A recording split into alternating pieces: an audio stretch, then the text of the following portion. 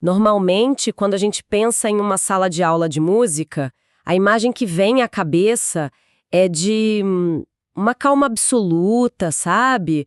Uma precisão quase cirúrgica. Aham, com certeza. Tem aquelas estantes de partitura, a acústica que é super cuidadosamente calculada, aquele som de um clarinete afinando antes de um concerto.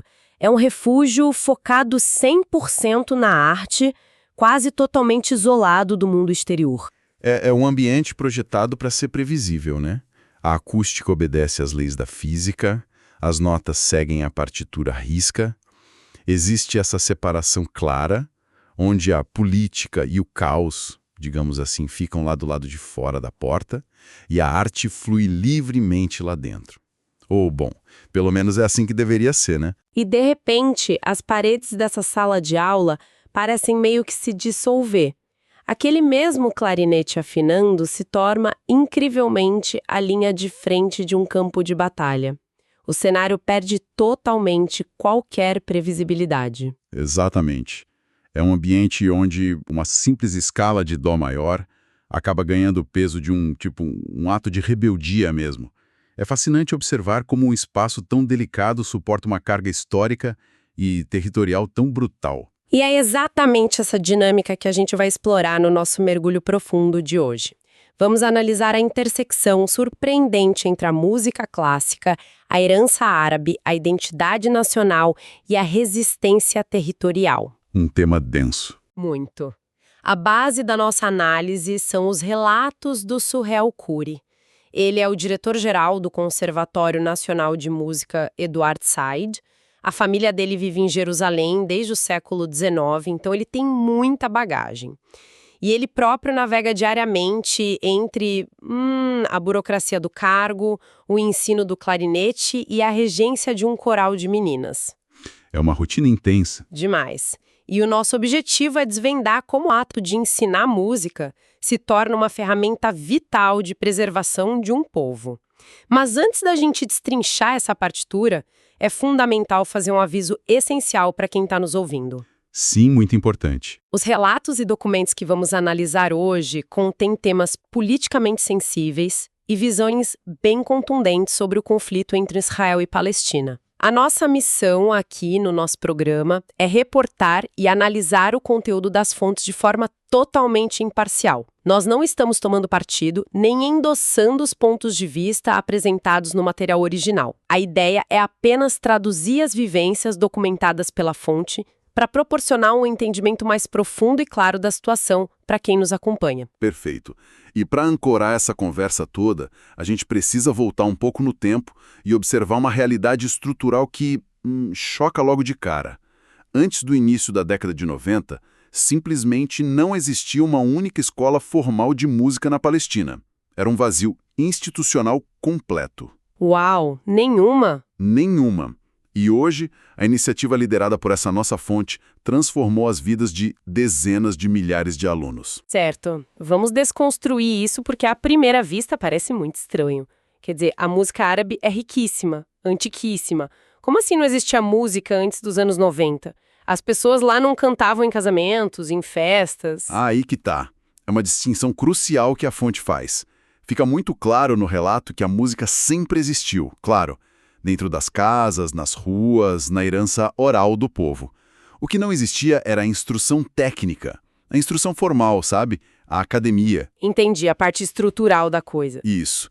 Quando o conservatório foi imaginado, lá no início dos anos 90, a visão era justamente pegar essa paixão cultural bruta e transformar em uma estrutura de excelência técnica. A ideia era levar o estudo da música para dentro de cada lar palestino. Então não foi apenas tipo, vamos abrir uma nova escola aqui no bairro.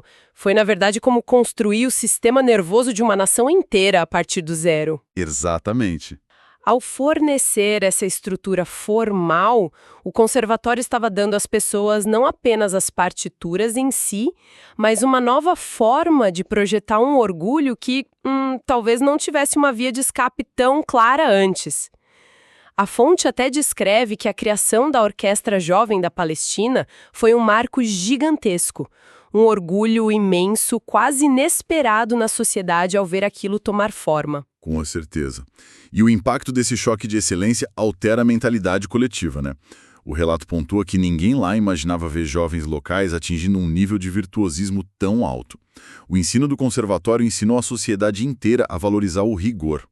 Aquela disciplina implacável, sabe? Uhum. Porque para formar um talento de alto nível, você precisa de milhares de horas de repetição, foco, muita resiliência.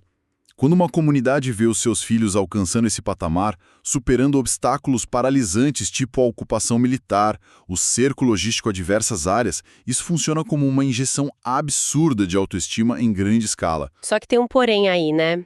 Esse orgulho recém-descoberto gera um efeito colateral complexo. Ele traz visibilidade.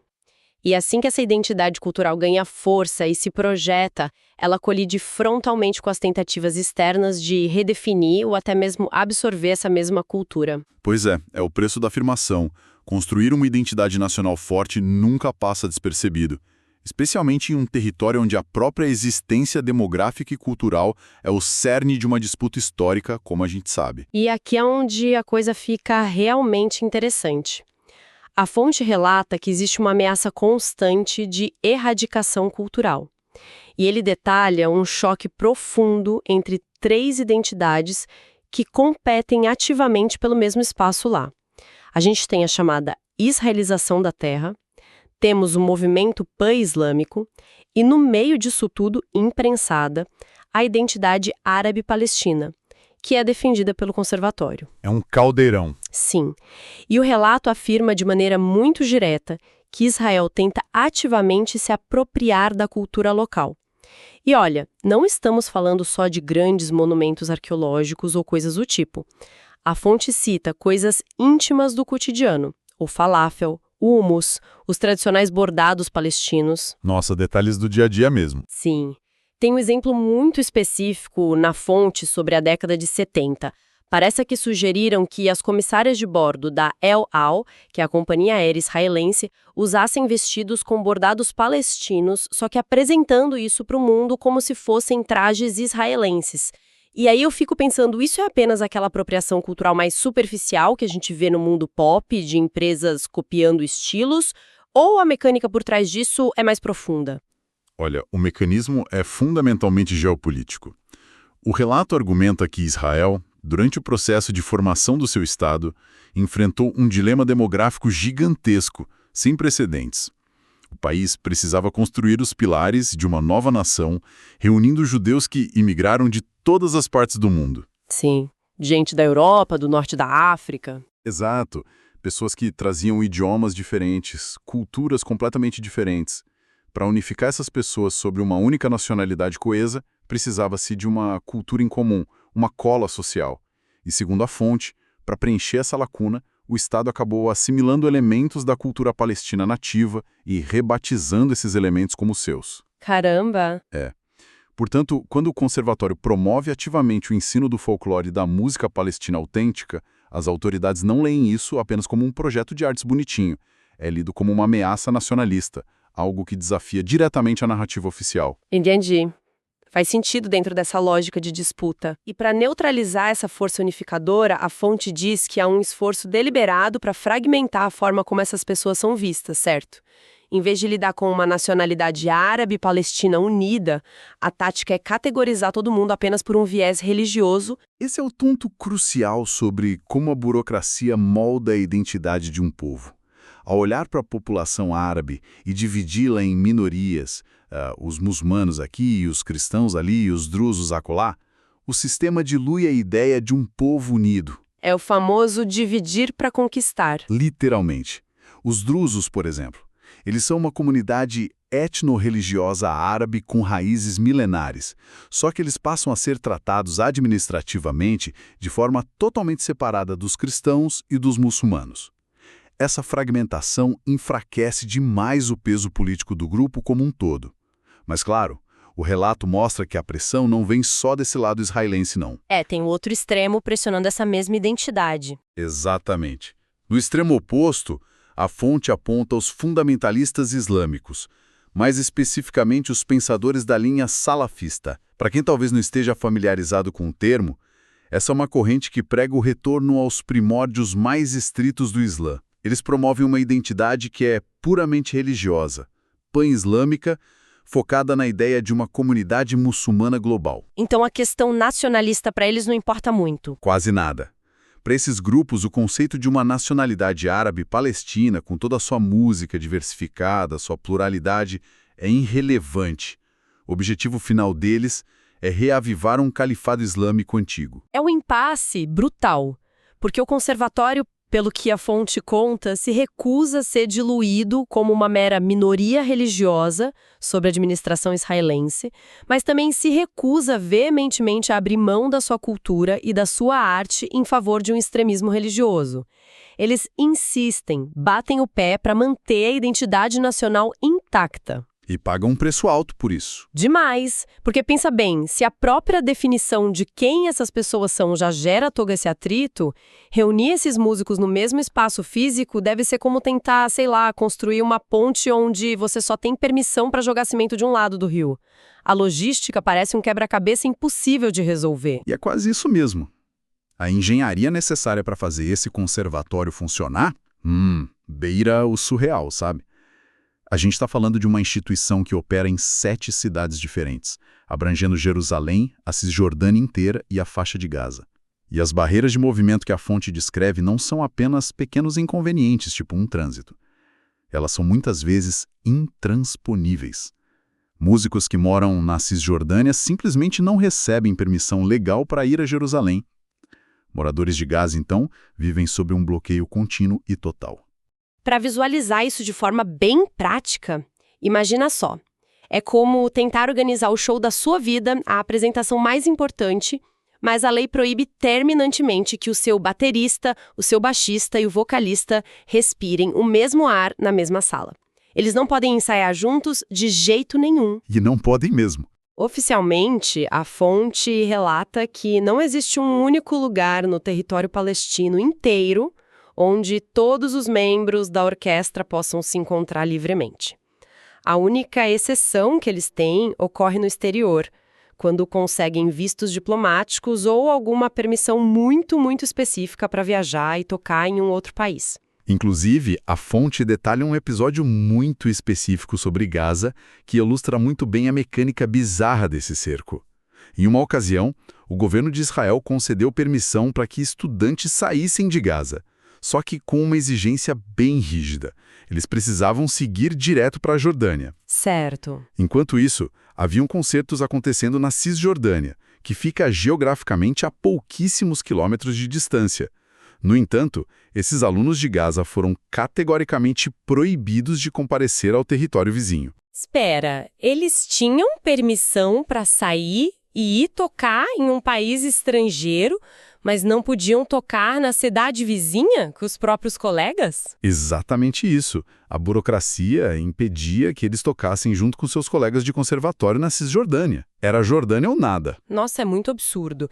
E essa fragmentação geográfica afeta tudo, inclusive a contratação de especialistas. A fonte conta que, quando o conservatório tenta trazer professores internacionais, o governo emite vistos que são válidos apenas para a Cisjordânia e proíbe totalmente a entrada desses professores em Jerusalém Oriental. E a justificativa burocrática é muito bizarra. O que eles dizem? As autoridades dizem que já existem professores israelenses que poderiam fazer esse trabalho em Jerusalém. Só que, na prática real da coisa, esses professores israelenses não cruzam a cidade para dar aulas em um conservatório palestino. Então o sistema cria um gargalo que é totalmente intencional. É o que a gente chama de violência estrutural, né? O que nos ajuda a entender muito o mecanismo de ação da ocupação. A ocupação não se manifesta só através daquela presença militar ostensiva nas ruas com tanques. A burocracia, a restrição de vistos, a fragmentação desenhada do território, tudo isso funciona como uma asfixia lenta e silenciosa. O objetivo prático de manter o baterista longe do baixista, pegando a sua analogia emprestada, é impedir o desenvolvimento orgânico da arte de forma coletiva. Enfraquecer o grupo. Sim, e diante de tudo isso, o ensino online acabou sendo o grande recurso de emergência deles, especialmente para conseguir conectar os alunos que ficam isolados em Gaza. Mas olha, do ponto de vista acústico e musical, isso é um verdadeiro pesadelo. Totalmente. Qualquer pessoa que já tentou cantar um parabéns pra você numa chamada de vídeo sabe muito bem a bagunça sonora que vira, né? O som viaja de um jeito diferente, a latência da internet destrói completamente o tempo da música. É fisicamente impossível tocar uma sinfonia em sincronia perfeita através de uma tela de computador. Não dá, a física não permite. Não tem como.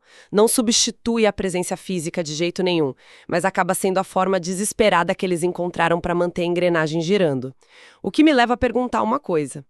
Por que submeter dezenas de jovens, crianças, a esse nível insano de esgotamento logístico e mental? Uma boa pergunta. E a resposta que o diretor oferece revela como eles lá enxergam a arte. Para eles, dominar o instrumento é a forma mais refinada, a forma mais implacável de resistência que existe. Sim, a fonte defende muito que a música atua como a frente de resistência mais humana contra o que ele descreve como um sistema de apartheid. E o sucesso gigantesco dessa estratégia está na quebra de expectativas. Porque, pensa bem, em uma região onde o conflito armado é o idioma comum que todo mundo entende, escolher a arte sabota completamente as defesas e os argumentos do adversário. Exato. A gente frequentemente associa a palavra resistência a atos físicos, barricadas, manifestações barulhentas nas ruas. E aí fica a questão: como é que o simples ato de soprar uma melodia folclórica num clarinete consegue paralisar a diplomacia de um estádio inteiro? Como o som consegue se sobrepor à força bruta? Aí que tá. O mecanismo é totalmente psicológico e midiático. A fonte explica que, quando ocorre um ato de resistência armada, ou mais violento, Israel já tem pronto todo um maquinário de relações públicas. Tem argumentos engatilhados, existe um roteiro pré-estabelecido que eles usam para justificar a retaliação perante a comunidade internacional. Faz sentido. Mas a resistência não violenta, feita através desse ativismo cultural, destrói esse roteiro por completo. É inviável, do ponto de vista de qualquer argumentação moral, você justificar uma repressão violenta contra um concerto de jovens adolescentes tocando Beethoven. A arte humaniza aquele que é oprimido de uma maneira irrefutável. Ela desarma o oponente politicamente. Sim, a repressão contra, digamos, um coral de meninas não tem justificativa viável para ninguém em lugar nenhum do mundo. Mas olha, ao mesmo tempo que esse diretor encontra muita força nessa resistência humana, ele também demonstra uma frustração imensa, palpável no texto, com as instituições que teoricamente deveriam ser parceiras deles na defesa dos direitos humanos na região. Eu me refiro à crítica duríssima que a fonte faz à liderança das igrejas cristãs lá em Jerusalém. E eu achei essa parte do relato muito densa, muito triste de ler. É, sem dúvida nenhuma, o ponto de maior desilusão na fala dele. O diretor, que inclusive tem origem numa família cristã nativa ali da região, ele aponta que a alta hierarquia das igrejas em Jerusalém é hoje amplamente dominada por clérigos estrangeiros. E a crítica central dele é que essas instituições simplesmente escolheram o isolamento. Como assim isolamento? Na visão dele, a igreja hoje se preocupa de forma quase fanática em proteger as pedras, ou seja, zelar pelos monumentos históricos, pelos sítios arqueológicos turísticos. Enquanto isso, eles fecham totalmente os olhos para a realidade social e para as injustiças sofridas pelo povo real, vivo, que mora no entorno dessas pedras sagradas. Nossa, isso soa devastador. É um abandono que vem justo de quem deveria estar oferecendo acolhimento, né? E as consequências demográficas dessa negligência são muito alarmantes. A fonte cita que os cristãos locais, a população nativa que vive lá no próprio berço do cristianismo, eles se tornaram uma espécie ameaçada de extinção. Historicamente, eles já chegaram a representar 30% da população palestina e hoje, pasmem, o número caiu vertiginosamente para menos de 1%. Um apagamento assustador. E a mecânica desse apagamento tem uma segunda camada que é ainda mais perversa. A fonte argumenta que essas igrejas ocidentais, e ele cita as católicas, anglicanas, luteranas, elas acabam importando as suas próprias tradições europeias de volta para a região. O resultado prático disso é que a cultura cristã palestina nativa, a original, vai sendo progressivamente sufocada e substituída pelas tradições desses líderes europeus estrangeiros. Então é um duplo apagamento. Perfeito. O indivíduo sofre primeiro pelo conflito geopolítico que toma o território dele e depois ele sofre pela negligência institucional da própria liderança religiosa, que substitui e apaga a herança local dele. É um cenário de apagamento quase perfeito mesmo. Porém, voltando para a música, o conservatório se recusa completamente a aceitar esse destino. E o sucesso incrível deles em manter a cultura viva, engajando os jovens, gerou uma resposta muito curiosa do outro lado. Verdade. Após ignorar a população árabe por décadas a fio, o sistema opressor mudou a tática. Acho que eles perceberam que a burocracia e a repressão dos vistos não pararam a música. Então eles tentaram uma abordagem muito mais, como eu diria, insidiosa. A cooptação. E é aqui que o conservatório teve que inovar muito rápido para evitar a chamada fuga de cérebros. Em desenvolvimento. A fonte explica que estudantes brilhantes de música clássica frequentemente emigram, vão para a Europa ou para a América do Norte. E por que eles fazem isso? Porque quando eles se formam, muitas vezes, não existe um público local estruturado para consumir aquela arte. Falta campo de trabalho. Isso. E sabendo disso desde o começo, o conservatório operou inteligentemente em duas frentes simultâneas. Eles não apenas treinaram os músicos para serem excelentes, mas eles também educaram ativamente a comunidade palestina para ser receptiva àquela música. Eles criaram do zero um ecossistema. Isso garantiu que os formandos tivessem um palco de verdade, um público que os valorizasse e, claro, um motivo financeiro e emocional forte o suficiente para permanecer no país e reforçar a cultura local. E isso deu tão certo que acabou acendendo um alerta vermelho lá no governo israelense. A fonte relata que após mais de meio século, privando essa população árabe de escolas de arte bem estruturadas, a municipalidade de Jerusalém começou, assim, de repente, a abrir centros comunitários próprios, oferecendo aulas de música para os jovens palestinos. E aqui eu preciso confessar que eu fiquei lendo a fonte e fiquei muito confusa. Confusa com a atitude deles. Muito. Porque você acabou de explicar como o governo bloqueia os vistos, como eles impedem as viagens de alguns quilômetros, criam barreiras infinitas para sufocar o conservatório do diretor, e aí, por que diabos eles decidiriam, do nada, começar a financiar aulas de música para essa mesmíssima população com dinheiro público? Parece muito contraditório. Olha, parece à primeira vista. Mas é a mecânica brilhante e cruel do que chamamos de assimilação. Historicamente, a assimilação de um povo é uma estratégia de domínio que se mostra muito mais eficiente a longo prazo do que o confronto direto.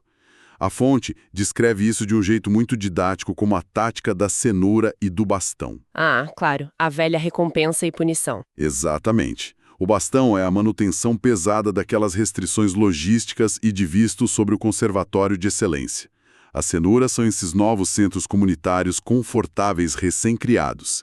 E o grande detalhe, que responde perfeitamente à sua dúvida sobre o porquê deles fazerem isso, é que as aulas oferecidas pelo governo nesses centros são intencionalmente medíocres e não profissionais. Pera, eu li direito. Eles oferecem uma versão muito piorada da arte de propósito? De propósito. Mas pra quê? Para esvaziar a força vital dessa identidade. Pensa bem, se você proíbe totalmente uma orquestra fantástica e virtuosa de tocar, você cria mártires. A injustiça gera revolta popular e atrai logo a simpatia da imprensa internacional. Mas se você financia, digamos, uma bandinha comunitária desafinada e sem nenhum rigor técnico, você atinge dois objetivos cruciais para o Estado. Quais? Primeiro, você desmotiva totalmente os jovens talentos locais, tirando deles aquele senso de excelência e orgulho nacional que assusta o governo. E segundo, você tenta cooptar essas pessoas desde cedo para que elas se sintam confortáveis e acolhidas no papel de minorias submissas. O governo israelense passa a tratar a cultura deles não como a alma forte de uma nação em formação, mas apenas como um passatempo folclórico ali que é bondosamente patrocinado pelo Estado de Israel. Eles buscam cidadãos que apenas, falem árabe em casa, mas que não tenham grandes ambições nacionalistas. Nossa, Então é literalmente tentar desarmar a bomba cortando o fio da excelência. Isso é impressionante. E o conservatório entende perfeitamente que essa mediocridade patrocinada disfarçada de ajuda é um veneno que é muito mais letal do que a proibição direta, porque ela destrói o orgulho ali de dentro para fora. Com certeza. E bom, caminhando para a síntese final da nossa análise de hoje, toda essa jornada revela uma lição muito profunda sobre a real função social da arte. Fica muito claro que o som de um instrumento, nesse contexto, não trata apenas de um entretenimento de final de semana. É uma questão demográfica e de sobrevivência pura. Sem dúvida. A grande conclusão que a gente consegue extrair dos relatos do diretor desse conservatório é que o treinamento artístico se converteu em uma infraestrutura cívica vital contra o apagamento do povo palestino. A gente vive num mundo que é muito saturado por notícias de fronteiras sendo fortificadas, embates balísticos, guerras. E no meio disso, a longa e muitas vezes silenciosa batalha para reter um talento no seu próprio território, para garantir que uma criança aprenda a dominar o seu instrumento nativo até a excelência, isso prova ser a tática mais perene e duradoura de preservação de um povo.